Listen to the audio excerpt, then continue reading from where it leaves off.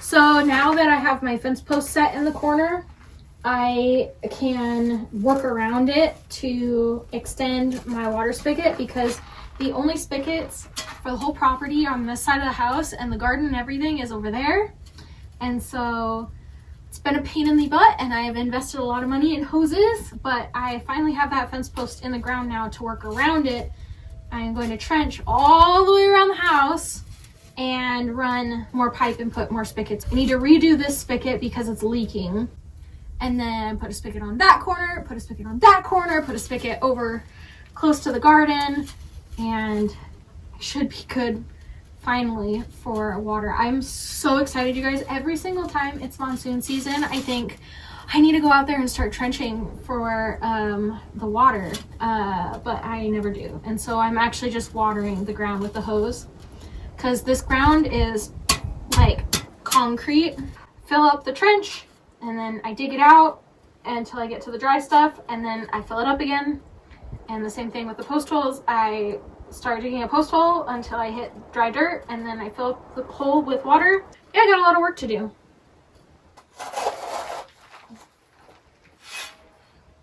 The other nice thing about wetting the soil first is that with the sand, if you just try and dig a hole in the sand, it's like trying to dig a hole on the beach. It just keeps filling itself in. And when the soil's wet, it holds itself together, and so your trench doesn't cave in.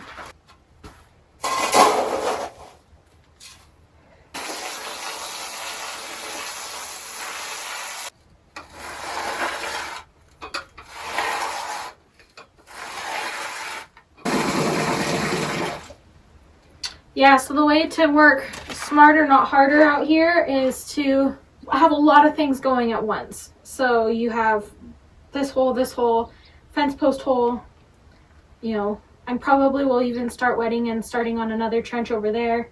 You know, you just get a bunch of them going at the same time so that any given time the water is soaking in, and then you just like rotate like through all of the different holes that you got to dig.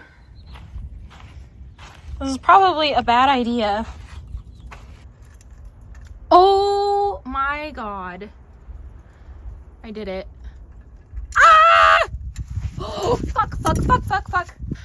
Ooh, that's scary. I want you gone. Get out of here. I want him gone. How do I get him away? I need to work in this area. Will he just skedaddle somewhere else? I feel like there's so many places for him to go. Oh my gosh, a thunderstorm is literally about to start right overhead, but I got him in the bucket. I just sprayed him with water until he crawled in the bucket on his own, and I'm just carrying it. Oh, he's huge. That's the biggest scorpion I've ever seen, I think. I'm just gonna take him out over there and put him in a hole somewhere. Like,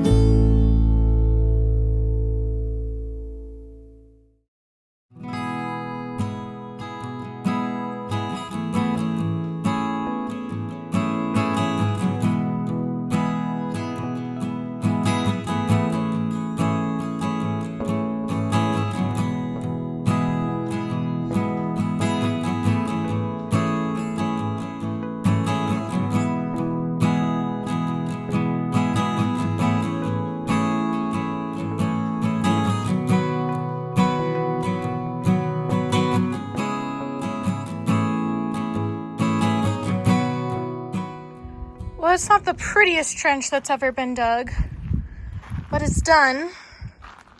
You can see there's a wide spot there where I pulled out all that concrete. I'm gonna guess that they had a clothesline there. Oh, a little lizard guy. Anyways, I say I'm done, but I'm actually not done. This is all the stuff going to the house. But I actually need another spigot behind me for the garden, because all that area is going to be the garden.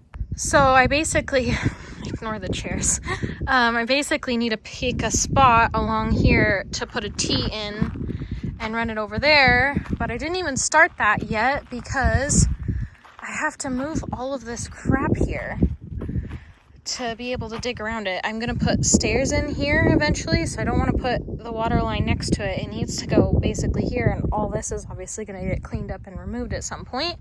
I'll put like a little rock wall, retaining wall over there that the pipe needs to be underneath. But yeah, this is gonna be a lot of work to move all the rocks and get all this shit out of the way. Doing the whole thing by hand, and like literally by hand, using my arm strength and not being able to step on the shovel and use my feet. It's a lot of work, so I'm very sore. It's not even that deep. It was only 8 inches in the ground. I mean, frost is non-existent here, so don't worry about that. So I'm just matching what the pipe already was, and the pipe was 8 inches in the ground, and it's had no problems. Going to the dentist and shopping and all that kind of stuff tomorrow will hopefully give me some time to recuperate, and then maybe the next day after that I will have all the energy to go and do that trench and then put all the plumbing in and everything. We'll see. I don't know. Okay, I'm taking a break on the patio. I was working on that trench for the garden. I moved those rocks, or those pillars, those guys. Had to unbury them to get underneath them. And I think that's a Tarantula Hawk's home in there.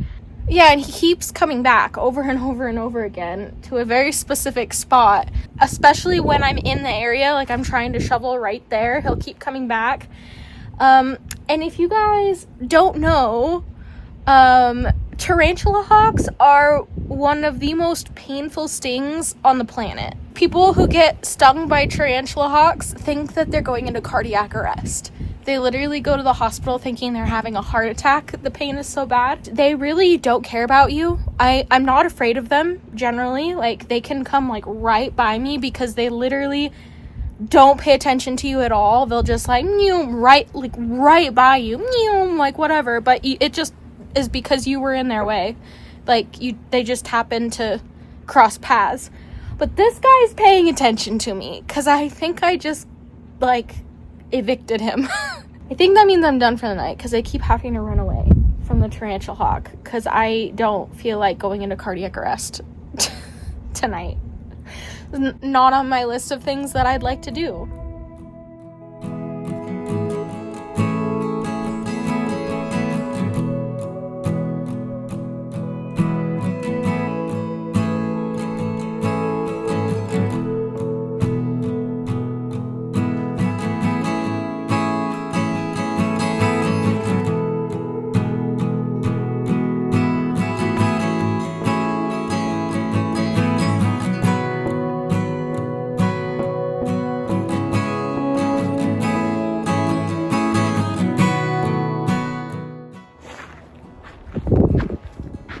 You guys ever take a nap that's less of a nap and more of falling into a coma for like 3 hours? Because that was me. And now I'm trying to like wake back up.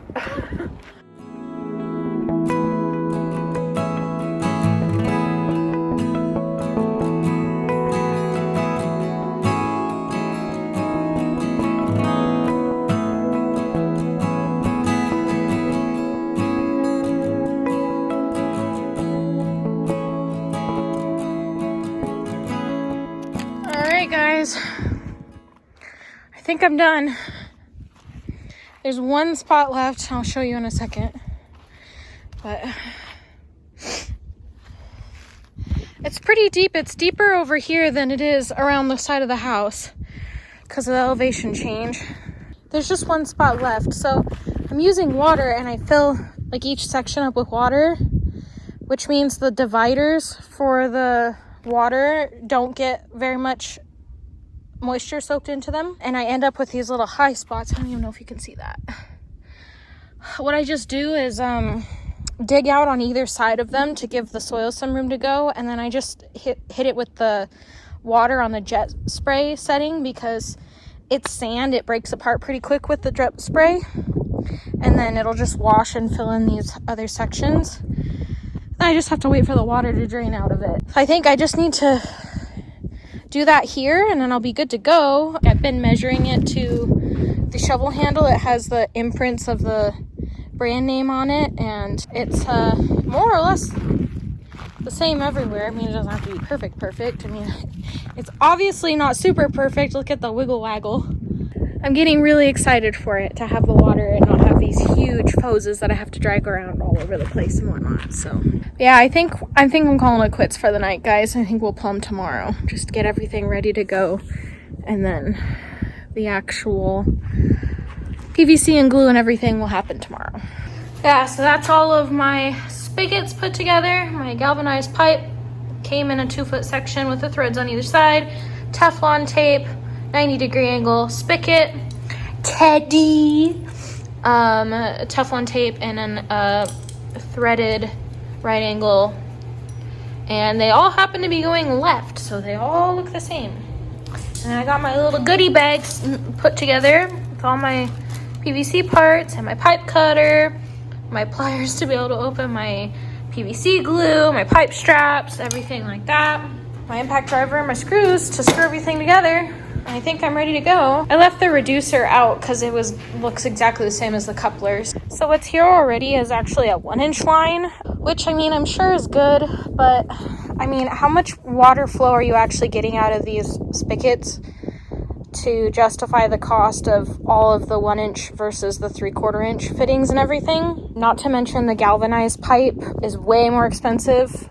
Those pipes were $12 a pop anyways. So making them galvanized instead of PVC coming up the post was definitely an expensive choice, but it should last a lot longer, and they're outside spigots, so you know, you're not supposed to use galvanized pipes for drinking water, but it's not drinking water, it's outside pipes. So yeah.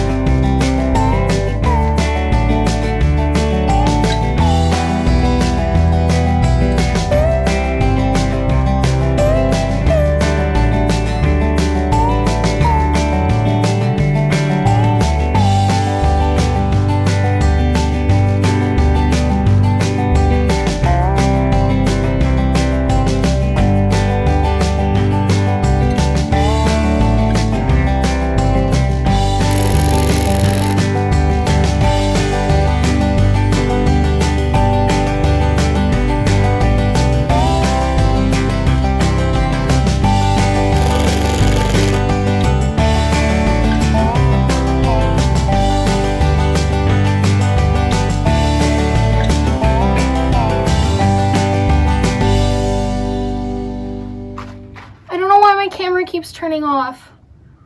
I think you guys missed all of that. Ugh.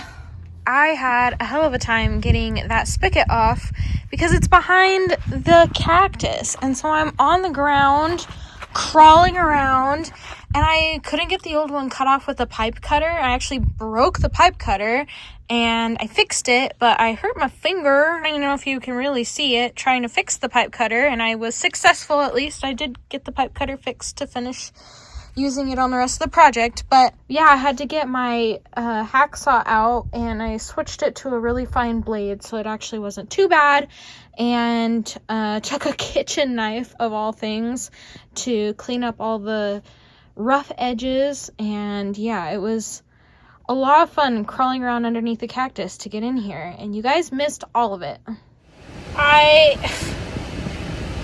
Between my finger, my knee, I am definitely sunburnt on my shoulder, stained from the primer, and to make matters worse, I sat in pokies somewhere. The swamp cooler ran out of water, so I turned the pump off, and I'm sitting in the car because it's hot. I got Teddy. Teddy is cold from sitting in the house. He wants to sit in the sun, but his bed's in the shade for whenever he decides he's too warm there.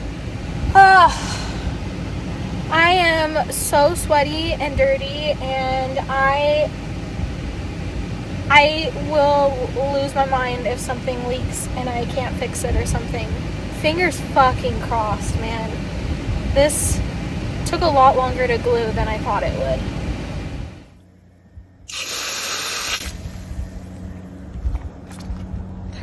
It's gonna be really hard to tell if there's leaks because I have to get the air out of the system.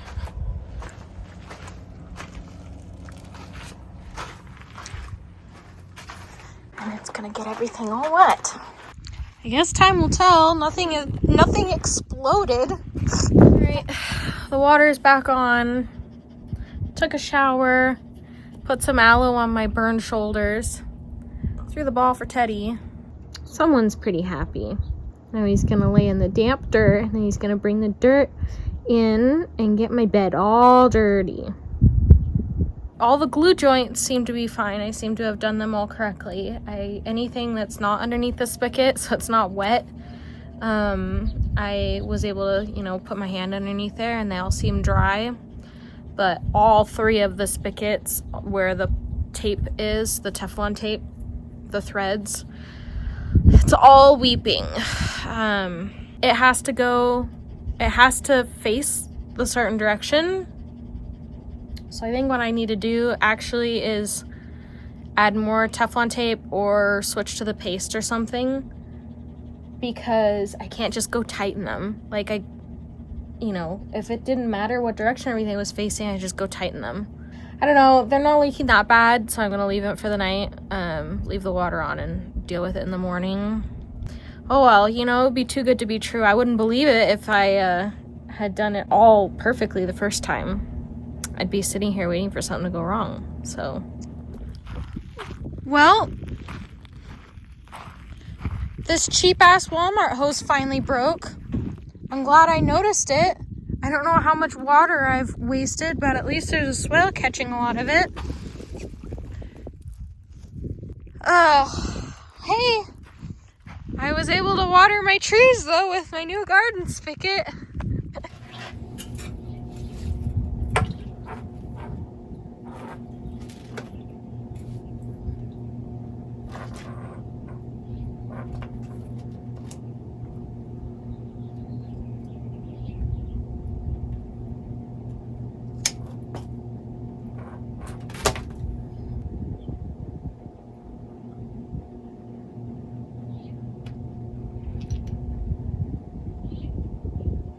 So I went to Home Depot to get a new collar, or whatever you want to call these, and I had no idea how expensive they were. Like, it's like $9 to get a set. So I really don't like using Amazon, but I went on Amazon, and you can get 4 of them for like $13. There's no reason that they should cost $10. And then there's also no reason why you should throw a whole hose away when there's just one part that's broken. I also really love this little ratcheting screwdriver. If you don't have one already, I got one for my dad for a stocking stuffer. I don't know if he's ever used it, but I thought they were pretty great. I use mine all the time. We'll see how long the rest of this hose lasts. I actually made a warranty claim on it, and they already paid me out for it, so it's a free hose at this point. We'll see how many times I have to patch it, but you know, the good thing is that these guys are just reusable, so when it breaks again, I just pop this off and chop it up again and chop it into as many pieces as it's still useful until there's nothing left. And that's your lesson learned, not to buy hoses from Walmart, which I obviously knew the answer to that already, but you know, it was the right price. So it's really the right price now that it's free. Well, it took 3 fucking tries taking everything apart and putting it back together again with Teflon tape and everything. And actually I have the spigot facing this way now instead of this way, because that extra quarter turn made all the difference in the world. No matter how much Teflon tape I put on it, it was still leaking. But it's done. I can bury it. I can finish burying it. I really don't think you guys need to see me bury this. Like, take my word for it. It won't be very exciting. It's just going to be shoveling dirt. So, yeah, that's going to be the end of the video.